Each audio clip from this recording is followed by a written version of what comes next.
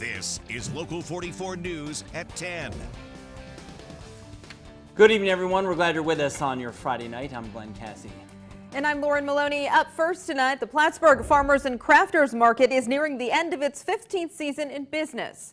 But it'll apparently have to move during the off-season. Local 44's Mike Hoey joins us now with more about where it's headed. Hi, Mike.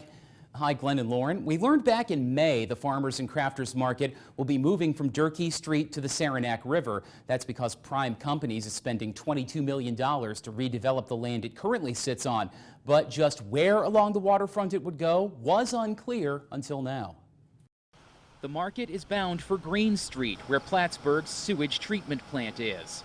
The plan is apparently for the market to move to this general area, keeping the river as a neighbor, but in the process adding the plant as a new one. The exact new digs, a former municipal lighting department warehouse. It'll be for next season.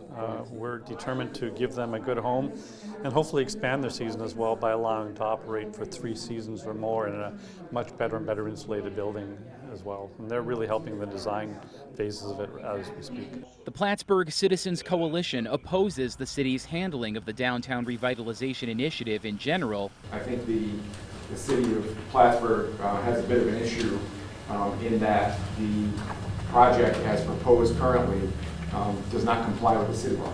And the move of the market in particular. I would strongly urge you to consider the Chinese concept of feng shui, which is locating things in ways that are auspicious.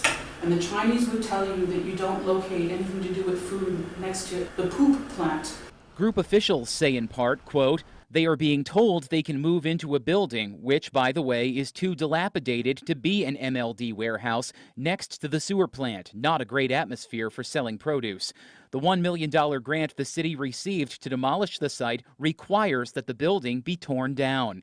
Assemblyman Billy Jones's office verified last year the state grant money will specifically pay for demolition. People have been lamenting for an awful long time why we have an MLD or warehouse space on the beautiful waterfront, so we're taking that away. No indication, though, of how odor and noise abatement at the sewage plant, demolition of the warehouse, and construction of a new farmers market in its place will all be complete next season. But if that timetable that Mayor Reed laid out in this story holds to form, the city will certainly have to move quickly, especially since the market closes for the year on Saturday, October 12th. Live in the studio, Mike Hoey, Local 44 News.